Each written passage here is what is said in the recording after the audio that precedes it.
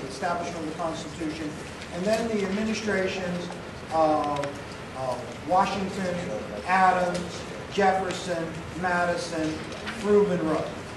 So going into the Monroe administration, which we call the era of good feelings, we were talking about the aftermath of the War of 1812 and this sense of nationalism that pervaded the country, and we went through all kinds of manifestations of this nationalism. Well, then we said, well, look, this nationalism gave way to sectional discord. And that sectional discord eventually leads to the Civil War. So we said, well, maybe we could put that discord in the context of a document-based question. And so this is a Form B document-based question that was asked in 2005. And in this Form B document-based question, the question is, in the early 19th century, Americans sought to resolve their political disputes through compromise. Yet, by 1860, this no longer seemed possible. Analyze the reasons for the change. And so, when we stayed in the evening, I think it was maybe last Tuesday evening or something like that. Maybe I don't remember where we stayed, but we stayed one evening at 7 p.m. and we kind of went through this. But really what we did is we really didn't address the question directly, indirectly somewhat. But we went through kind of the compromises, and that took us to this page. We said, all right, if we really wanted to respond to that question, then what we would have to know is the examples of compromise. So when did they compromise, and then kind of what changed? And so in order to do that, we'd have to scrutinize, well, the Missouri Compromise, which was 1820, which we talked about, the Nullification Compromise, which was 1833, which we talked about, the anti-slavery debates in Congress, the gag rule. Incidentally, what was that gag rule? Does anybody remember? We said 1836, Congress passed something called the gag rule, which was kind of a procedural thing within Congress. Does anyone besides Phillips and myself remember? Phillips, do you remember what the gag rule was? Why it occurred? 1836, who the president was? I asked you too many questions, Phillips. I apologize. I gave you rapid-fire questions. 1836, who was the president? Jackson was still the president in 36. So Jackson is the president in 36. What was the gag rule? Well, go ahead, Andy. Yes. Any petitions or any proposals for legislation that might deal with slavery, they came into the U.S. House of Representatives, the U.S. Congress would be immediately tabled. Once something is tabled, you can't talk about it. So in Robert's Rules of Order, when there's an issue that's being discussed and someone says, I move to table this, that means you put it on the table, kind of means that you set it aside for now. You can't talk about it until it comes off the table. So the gag rule was a way of not really addressing the issue of slavery, nor talking about it. And we said this was a way to kind of deal with this. What are we going to do? Petitions were coming into Congress in the 1830s in the aftermath of the kind of the emergence of the radical abolition movement. Oh, who did we say was kind of the symbol of the emergence of that movement? Radical abolitionism, 1831, the publication of, what journal said? The Liberator. Who was the publisher, the editor of the Liberator? Oh, we talked about it many times, yes. William Lloyd Garrison published the Liberator January 1st, 1831. And he's the one that articulates this radical abolitionist movement, this idea that slavery should be immediately abolished without compensation to owners and without colonization. Right? So we talked about that, and in response to kind of this stirring in the North of anti-slavery feelings, Congress responds with this, which identified as a compromise. The anti-slavery debate in Congress, the gag rule, and that took us up to the Compromise of 1850. And we went right up to the Compromise of 1850 in our conversation, and we said the Compromise of 1850 is this titanic agreement that eventually passes both houses of Congress that was largely created by Henry Clay. It was a response to what? I mean, the Compromise of 1850 is kind of this dramatic legislative accomplishment that by some accounts saves the Union from coming unraveled in 1850. But the reason that the Union was coming unraveled in 1850 in the first place was what? What's at the source of it? Go ahead, Lynn. California? Yes. California seeks admission to the Union as a free state in 1850, right? Well, 1849. 1849, they seek admission to the Union as a free state. Now, how did the United States acquire California? Where did California come from? Was it always a possession of the United States? Yeah, go ahead, Dave. Yes. So the Mexican War, the treaty that ends the Mexican War, cedes the Mexican territory of California, New Mexico, right, which included Arizona and Colorado, the current states of Arizona and Colorado, to the United States. When that territory was ceded to the United States, remember we said it was already at issue whether or not slavery would be permitted to spread into that territory. What was the proviso that passed through, was passing through Congress? Never really fully passed, J.R. Or go ahead, Mendel. The Wilmot Proviso was 1846. Remember, the war wasn't even really underway yet. And there was this kind of discussion, is this war in the first place a conspiracy by slaveholders to spread their influence? By acquiring territory and forcing slavery to spread there. And so the issue of the extension of slavery into the Mexican cession is a contentious one. Now, we didn't really do this when we reviewed, but there were kind of a couple of different ideas about this. One idea was that, look, slaves are property, and people should have the right to take their property wherever they want to. And to deny them the right to take their property where they want to is to deny them due process under the law. This was kind of the Southern position. The Southern position was slaves are property. They're just like any other form of property. The territory should be open to that property. To deny me from bringing my slaves into the territory is to take something away from me without the due process of law. And so slaveholders believed, on some level, that the Constitution protected their rights to take slaves into any territory. What was in agreement was that a state could decide for themselves whether or not they wanted slavery. That it was up to the individual state to determine for themselves whether they wanted slavery. But only states could do this, Southerners argued. Only states could do this. Territories were creations of the national government. The national government was bound by the Constitution, and the Constitution did not allow the national government to prohibit slaveholders from taking their property where they wanted to, without the due process of law. Okay. Northerners said, oh, no, wait a minute. Any territory in the Constitution is subject to kind of the will of Congress. Congress can do what they want with territories. They can and had prohibited slavery from spreading into territories. The Northwest Ordinance, even though it wasn't passed by the United States Congress under the Constitution, it was passed under the Articles of Confederation. It was later confirmed by the U.S. Congress under the Constitution, and so was the Missouri Compromise. The Missouri Compromise prohibited slavery from spreading north of the 3630 line. And Northerners said, look, Congress has prohibited slavery and can prohibit slavery and should prohibit slavery from spreading into the territories. And then there was a compromise position that was proposed called popular sovereignty. And popular sovereignty said, look, the issue of whether or not slavery should be allowed to spread into any kind of territory, the Mexican cession or any other territory, should be determined by the people who actually go there. So the settlers that actually go there should determine whether or not they want to allow slavery to exist. Let the people decide. And popular sovereignty appeared to be a viable compromise between these kind of factions. Now, underlying the desire to either extend slavery or prevent the extension of slavery was sort of the economic and political implications of slavery spread. Certainly, remember I told you there were, that McPherson in his book talked about concentric rings. Who opposed the extension of slavery?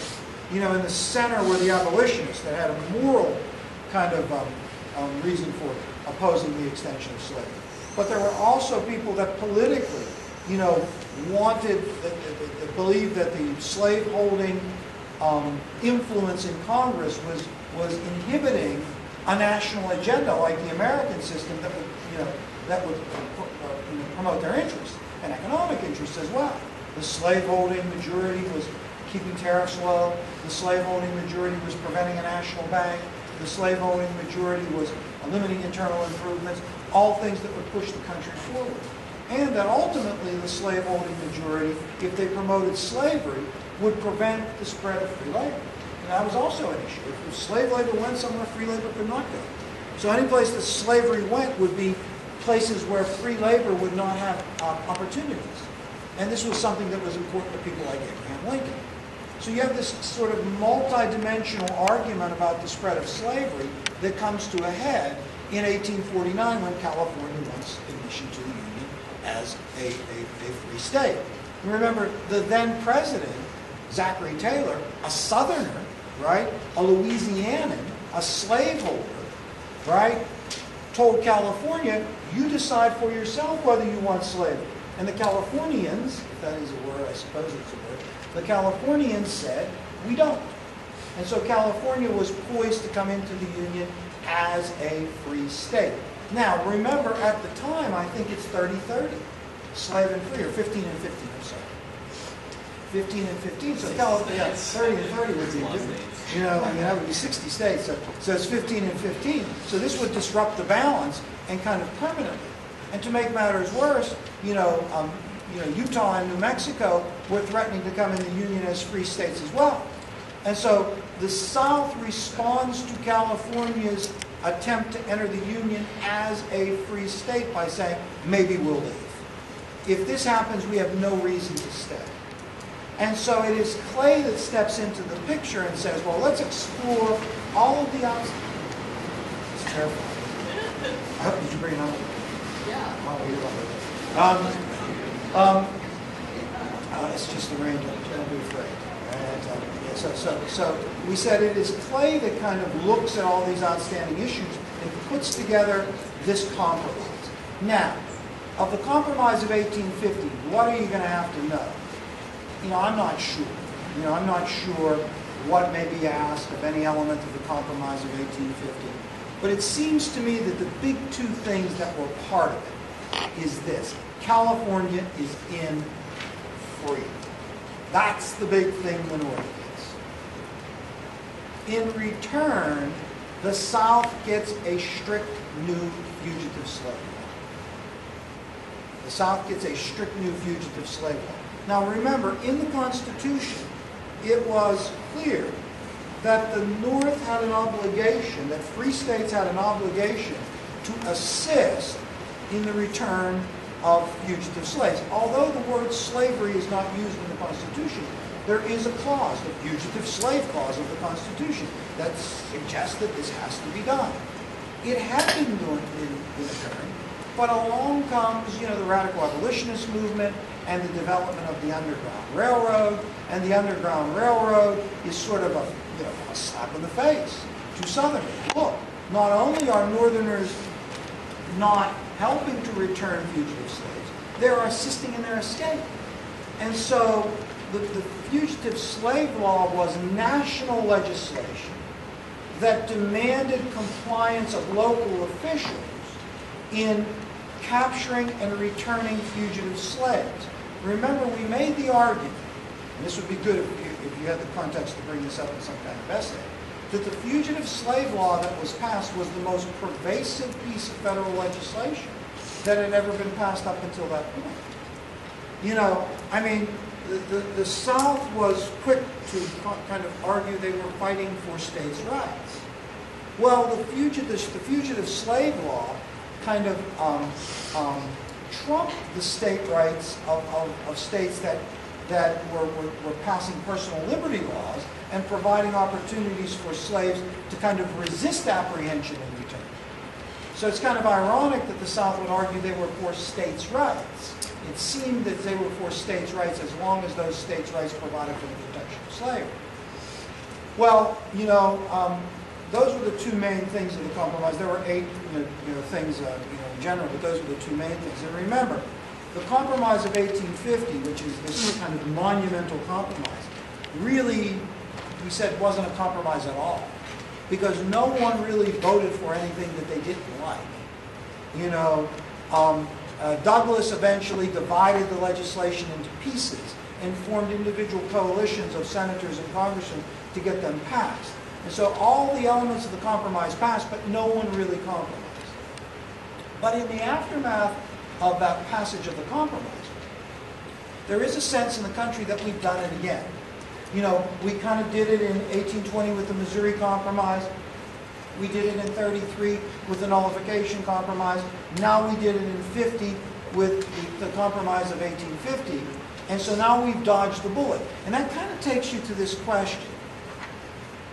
So let's assume that there was able to be compromise in 1820, in 1833, in 1836, and 1850. Why not in 1860? Why, when Lincoln was elected, did South Carolina say, look, we're seceding, and if you try to keep us, we'll fight you? And hence the Civil War. Why weren't they able to reach some kind of... Why does it fail in 60 to some extent is what they're asking you here. Oh, incidentally, if you look at this, where it says document-based, not to insult you, but document A is Henry Clay speaking in 1833. Get it? 1833 is when this was occurring, right? So that means primary, first documentation, right? Document B is the Declaration from the Anti-Slavery Convention in 1834. Note that it's contemporaneous. Clay's speech would be an example of a document. A declaration by an organization at that time. This cartoon, which appeared in I think it was the one in Virginia, the Richmond Examiner, is Webster's speech in 1850. Pinckney's resolution. All of these are contemporaneous to the time period. Now, one thing that is not contemporaneous to the time period, but still might be considered primary, is this map.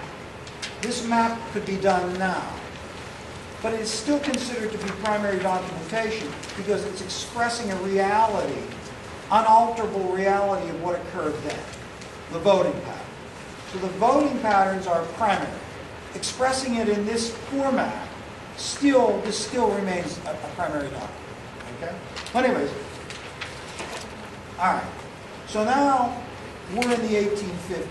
So what transpires to unravel this compromise of 1850? Well, what we would argue is, despite the fact that there are prominent people that want to hold to it, like remember Douglas says, I'm never going to talk about these issues again, and you know, everybody else in the country is kind of saying, well, look, we've dodged the bullet. Let's just everybody shut up about this, and let's not raise any of these issues. This thing is resolved.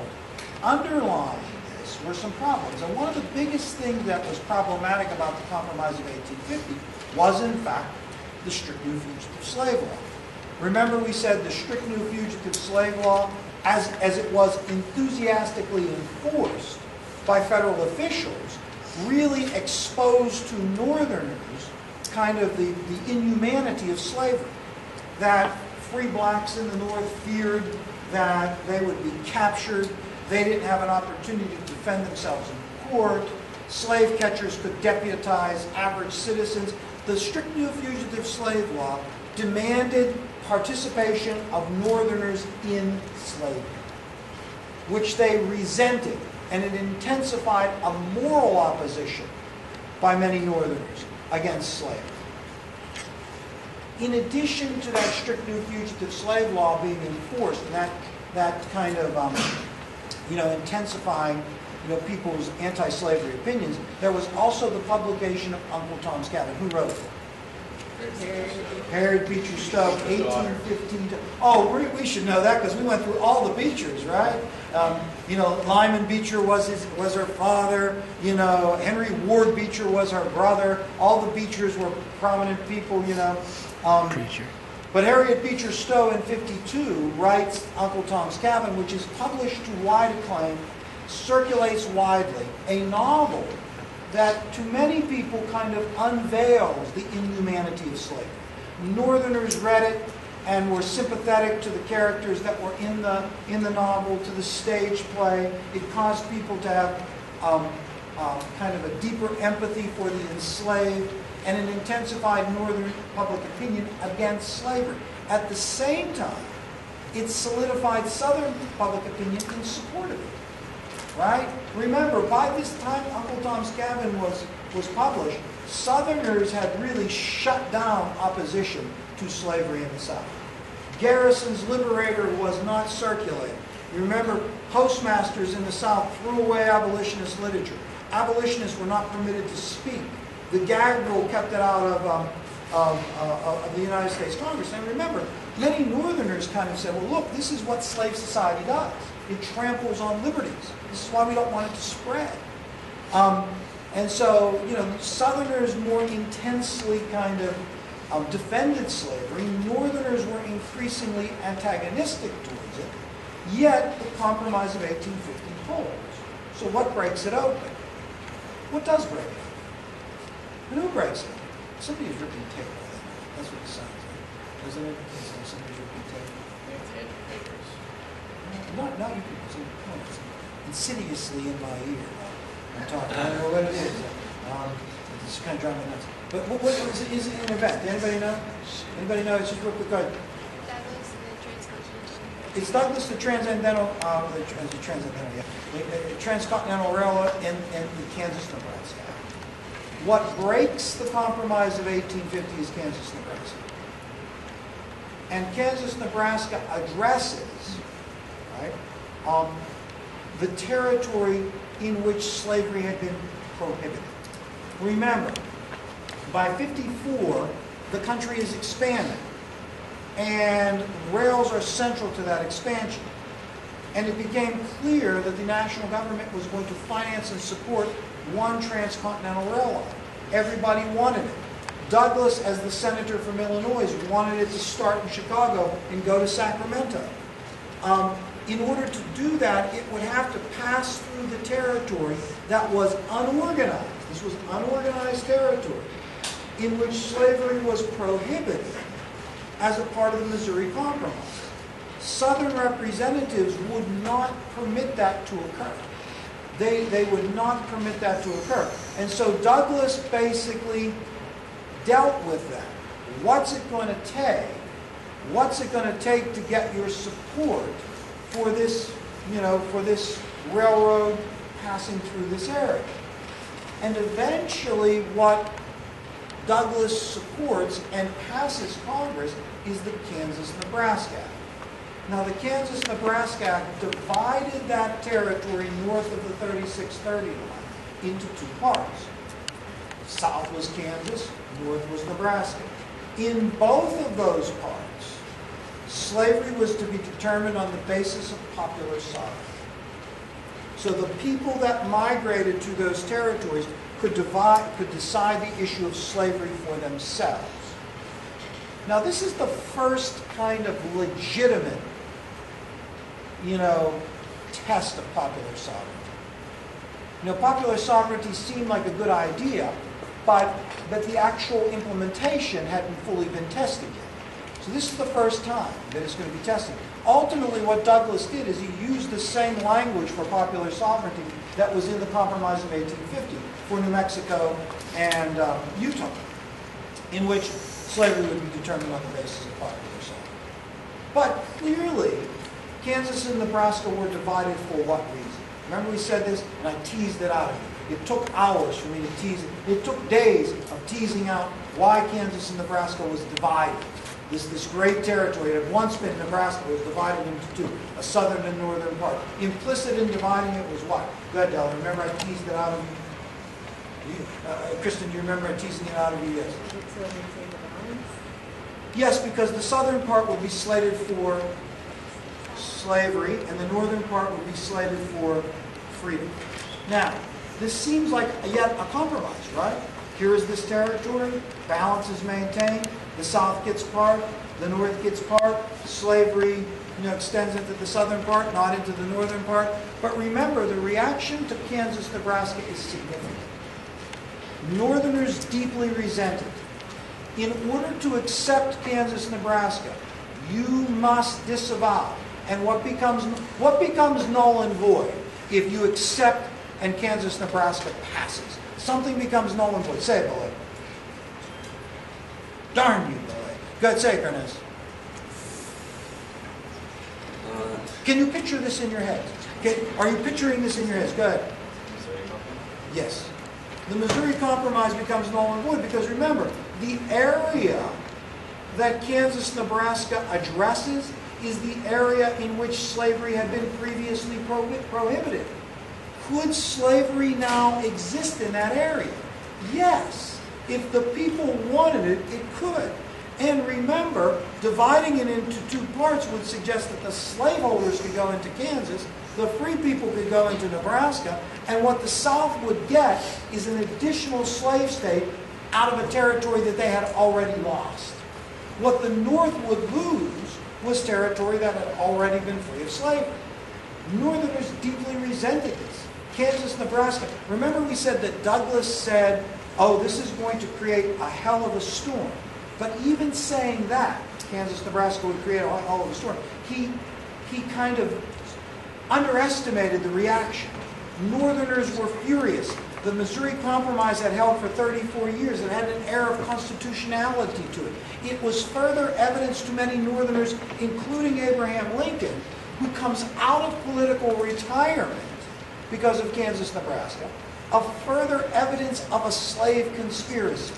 Remember, there was this notion that many Northerners held that slaveholders were conspiring not just to spread slavery into the territories, but everywhere. And Lincoln expresses this in his House Divided speech. He says, we're either going to be one or another. We're either going to be all slave or all free, right? You know, I mean, it's either going to be one or another. Either slavery is going to overtake the entire country, and if it does, then where does that leave free labor? Or we're either going to be all free. It's either, you know, a house divided against itself can't stand. So if you are fearful of this, and you see what happens in Kansas, Nebraska, then you say, oh, maybe there's something to this. So we've got to stop it here, right? And so the response to this is kind of, extreme. Yet it passes. Douglas is a good politician. The South has influence. Arms are twisted. Hey, who was the president of Kansas, Nebraska? You'll never get this. You'll never get this. In a million years, you'll never get this. Dylan, you're the only person I think you'll never. Phillips, you're the only person that I think you get this. Worms, you could get it. Buchanan? No. Good guess, though. No, bad guess. Pierce. Mandela, you're a super genius. You're underrated, Mandela. You're coming out of nowhere. It was, in fact, Pierce. Franklin Pierce twisted arms, right? I was reading about Pierce today in preparation for this review, and he fell off his horse, and he hurt himself. But then he had to lead troops in. Tell me how terrible this is. So Pierce falls off his horse, and he injures himself. I guess that hurts, if you fall off the horse, like broke his pelvis. Well, the next day he was in the army. He had to lead troops into battle in the Mexican War, and I guess he was in so much pain he fainted. Well, from then on they called him the fainting general. Right, so there you are. You fell off your horse. You have broken bones. You still lead troops into battle, and you faint, and then everybody makes fun of you. I mean, the fainting general. So Pierce is now the president, you know, and Pierce supports Kansas, Nebraska. You know, Pierce was a doughface, a northerner that held Southern views, that owed his presidency to Southern support, and so he supported Kansas, Nebraska. It passes. One of the biggest things that comes out of the Kansas-Nebraska Act is the formation of the Republican Party. Now, by the time of Kansas-Nebraska, the opposition party to the Democrats, the Whig Party, the great national Republicans that were started by John Quincy Adams and then extended by Clay and Webster, that had opposed Jackson and the Democrats, had faded. Both Clay and Webster died in '52, and when they died in '52, along with them went the Whig Party. Winfield Scott lost to Pierce in '52. Pierce was elected. By '54, the Whigs were gone. Southern Whigs had joined up with the Democrats. Northern Whigs were looking for a political home. The two alternatives for Northern Whigs and Northern Democrats that were increasingly disenchanted with the pro-slavery kind of ideas of the Democratic Party were looking for a home, and the two alternatives they had were the Republicans. And what unified the Republicans was opposition to Kansas, Nebraska, and the extension of slavery into the territories. So what the Republican Party formed around was opposing the extension of slavery into the territories. The other alternative to the Republicans was, the other alternative for the Whigs in the North were the Know-Nothings. Now, what were things all about? Does anybody remember? I know there's going to be a question on the AP test about the Know-Nothings. I know it. Kristen, I know it, and you are going to know it, and you'll get it right, and you'll feel a sense of satisfaction. Is it kind of like nativism? Yes. The Know-Nothings were nativists. In the 1840s, a huge influx of immigrants came in from 2 countries. What were they? Does anybody That's right, Ireland and Germany. That huge Irish immigration came in the 1840s. People in America thought that they were overwhelmed, right? And so nativism rise up, and nativism suggests America for Americans. We don't want, any more Irish immigration. We don't want Catholics to dominate our government. We don't want, in our society, we don't want our daughters to marry Irish, no Irish need apply. Nativism suggested that there was some kind of inherent kind of racial distinction between the ethnicities of Europe. And so a party forms on this. The platform of this party is 100% Americanism. So there is a time in the North where the political opposition to the Democrats can focus on opposing the extension of slavery, the Republicans, or opposing further immigration and the aspiration of Catholics, which is nativism with the Know-Nothings. Fortunately, the Republican Party kind of, takes over opposition to now a Democratic Party that is still national in '54. There are still Northern Democrats, like Douglas himself, like Pierce, like Buchanan. Those Northern Democrats, however, cling to popular sovereignty. Southern Democrats are unashamed defenders of the extension of slavery, but they are still tenuously in a party. The Whig Party, though, divides. Southern Whigs either have to decide to join the Democrats or some level of independency. Northern Whigs are torn between the Republicans and the Know-Nothings. That's why it's so amazing that Abraham Lincoln is elected in '60. Think about it. In '54, the Republicans were nothing. There was no Republican Party. In '60, the Republicans elect a president without any Southern support at all. Right? Lincoln is elected, and we talked about this before, with no Southern support. And that maybe is significant as well. Well, once Kansas, Nebraska passed, I think it was Seward who said, okay, now the test is in the territories. And so the question of whether slavery would spread to those territories was going to be settled there. Northerners respond with something called the Emigrant Aid Society.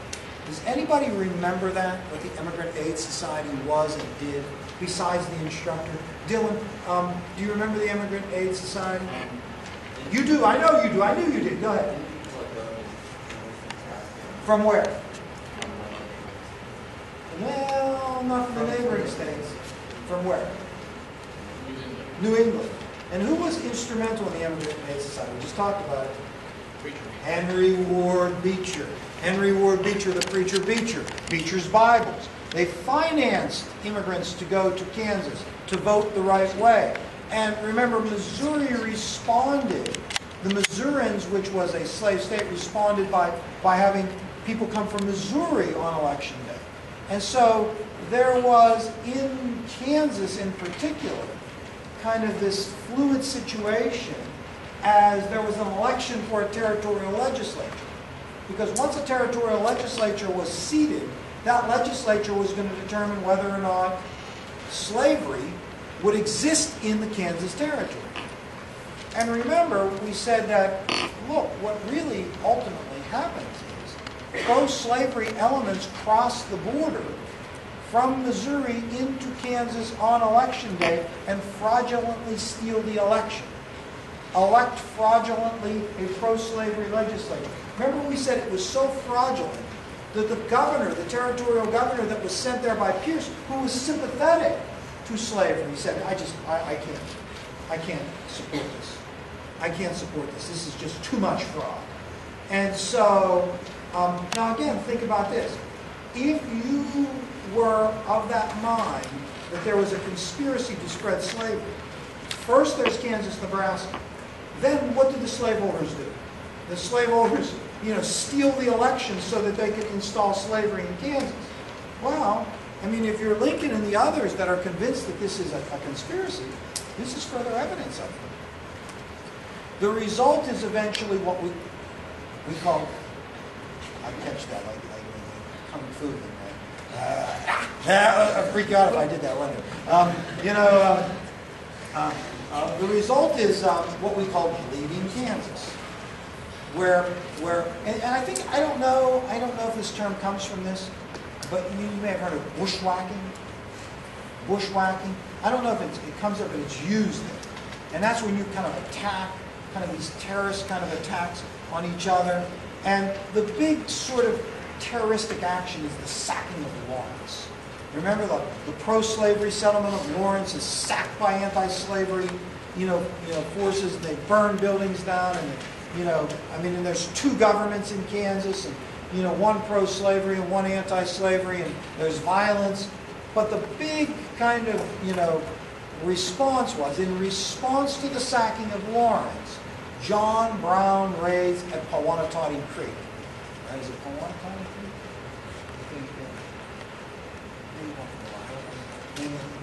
I think it's Pawanatati Creek.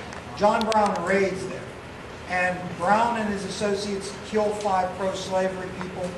And from there, you kind of get an escalation in the fighting in Kansas, which eventually spreads to the floor of the United States Senate.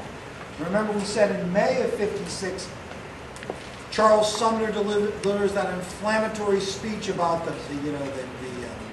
Kansas, Nebraska, the bleeding of Kansas, the harlot that he talks about slavery, makes fun of that guy, remember, who slobbered, what was his name? I will come to him in a moment. His name, it would be great if somebody knew this. I don't have to wait till everybody help me.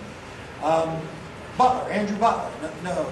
Yes, Andrew Butler was his name. And his nephew came in to avenge his honor, Preston Brooks, and Kane Sumner on the floor of the United States Senate. This was in '56. So, for the election of '56, you had a fairly contentious environment.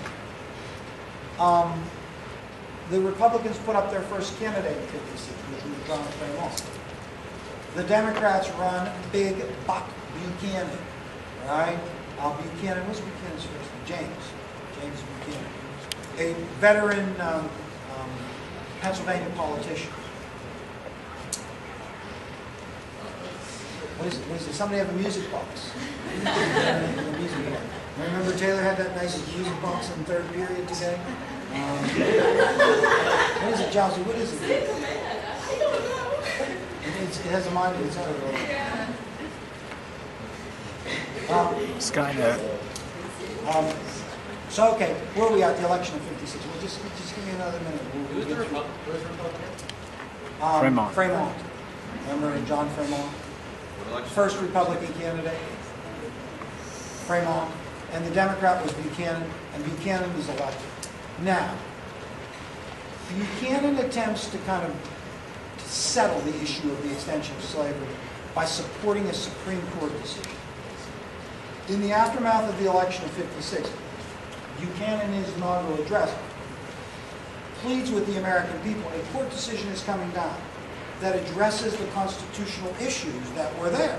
I mean, these are constitutional issues. Remember, popular sovereignty, extending slavery. The issue here is, what authority does Congress have under the Constitution to regulate slavery? And those issues are reviewed in the Dred Scott decision, Dred Scott versus Sanford, in '57. Oh, no one will get this. Who was the Chief Justice? It was not John Marshall. Which say? John Marshall. Nothing will happen to you if you miss it. I'll admire you if you miss it. I admire you, Mandela, for missing it. Giles, you got it. Phillips, you got it. Mullen, you have it. I don't have my notes. Roger B. Taney. right? You got to go with Beecher. Roger B. Taney, a Southerner, right, was the Supreme Court Chief Justice. And it was a Southern majority. They convinced one Northerner to support them. And in the Dred Scott decision, they proclaimed that Dred Scott was a slave and had never been a citizen. Remember, Scott's argument in the Dred Scott decision is he had lived in free territory, and once free, always free. Now, what the court ruled fundamentally in the Dred Scott decision is the legislation that prohibited slavery in the territory where Scott had lived was unconstitutional. What was that legislation? The Missouri Compromise. The Missouri Compromise, which prohibited slavery in the territory north of the 3630 line, was unconstitutional. The Dred Scott decision said, look, Congress may not regulate slavery in the territories. They cannot prohibit people from taking slaves into territories. States still could, but Congress could not. And if Congress could not, territorial legislatures could not, because territorial legislatures were creations of the state. So in the aftermath of the Dred Scott decision, not only was the Northern argument that they could regulate slavery now constitutionally nullified, but popular sovereignty was nullified. Now you couldn't even decide for yourself. Slaves had to be allowed to go into territories, regardless of what the residents wanted, until that area became a state. So the Dred Scott decision was again further evidenced by those who suspected a conspiracy that the slaveholding majority on the court was trying to spread slavery everywhere. Right? And so it had to be stopped in order to protect free labor. Now, okay, in the aftermath of the Dred Scott decision, lots of things happened. But the big thing we talked about is the emergence of Lincoln. Lincoln kind of bursts onto the scene when he takes on Douglas for the senatorial position in Illinois. So Douglas is the superstar senator from Illinois. He is a leading contender for the presidency in 1860. He had been a dominant figure in the United States Senate, and now he was running for re-election. The newly minted Republican Party in Illinois chooses Abraham Lincoln to represent them. And remember, Lincoln ultimately challenges Douglas to a series of debates. One thing that I thought was significant about those debates, the Lincoln-Douglas debates, which are generally considered to be kind of the finest dissertation of the issues that divided the country, were entirely about slavery. Lincoln and Douglas debate, 7 times, I think, in 7 different cities. And the entire issue was about the extension of slavery. They debated nothing else. No tariffs, no internal improvements, maybe to a limited extent states' rights. But the 2 things that the Lincoln-Douglas debates do is, one, it catapults Lincoln to a position of national prominence. The press follows it.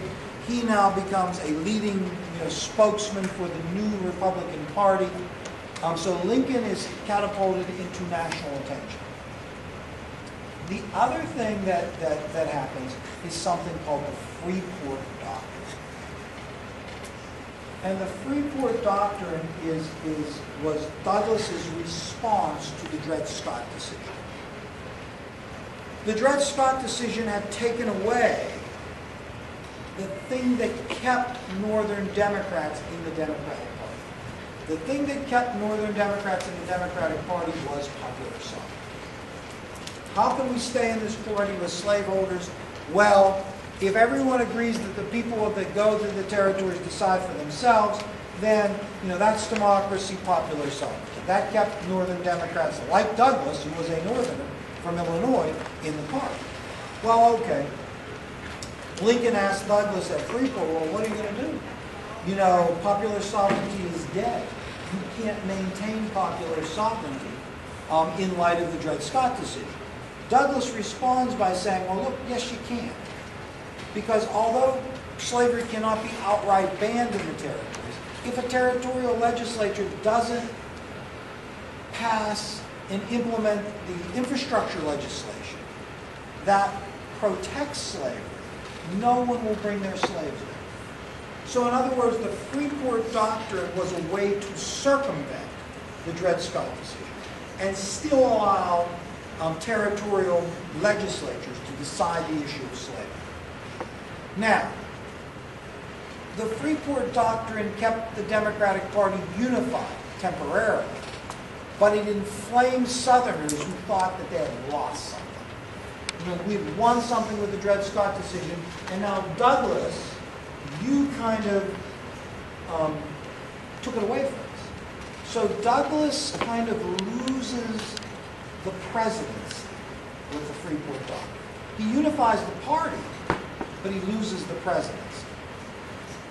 On the other hand, Lincoln soars as a presidential contender in 60.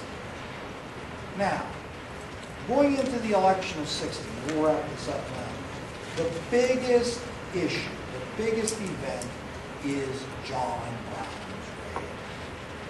John Brown's raid confirmed another conspiracy. Southerners believed that Northerners not only wanted to stop the spread of slavery, but they were committed to abolishing it everywhere. Now, Northerners never said this. Lincoln never said it. Most Northerners were not abolitionists. Most Northerners, even Lincoln, when he was inaugurated, argued that slavery could, should exist where it already existed. But Southerners were convinced that the Northerners were in a conspiracy to try to end slavery everywhere. That conspiracy was confirmed in the aftermath of John Brown's raid. John Brown, whose, remember, sanity has been widely debated. No one's sanity is debated as much as Brown. I thought last year they'd ask about John Brown because it was the 150th anniversary of John Brown's raid. They didn't. I thought this year they'll ask about the Civil War because it's the 150th anniversary. They'll probably ask about the second Iraqi war. But Brown's, that would really put us in trouble. Hopefully you watched the news as a child. Brown's raid was this kind of attempt to spark a race war, to create a racial insurrection, a slave rebellion that Northerners knew about, financed, and later supported. John Brown's raid terrifies Southerners. They become increasingly convinced that they don't want to be part of a union with people who would support, know about, approve of actions of John Brown because this threatened the safety and security of their families. Now, it is true that all legitimate politicians denounced Brown, but there was a reservoir of support in the North for Brown that was disturbing to Southerners.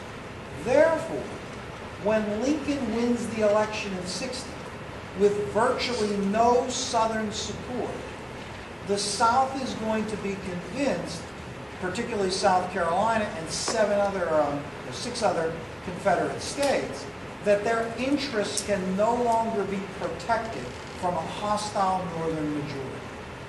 They had lost the House of Representatives. They had lost the Senate. They had lost the presidency, which meant now losing the Supreme Court. And so a majority hostile, a Republican Party that's existence was against the extension of slavery, now was in power. At this point, there is no longer compromise. Right? It goes back to this question. At this point, there is secession. But they're not shots fired. The Credendon amendments are still, a potential compromise that doesn't fail, which is something we could address here. But we'll stop with Lincoln's election in 60. Oh, look, that's 3:30. That's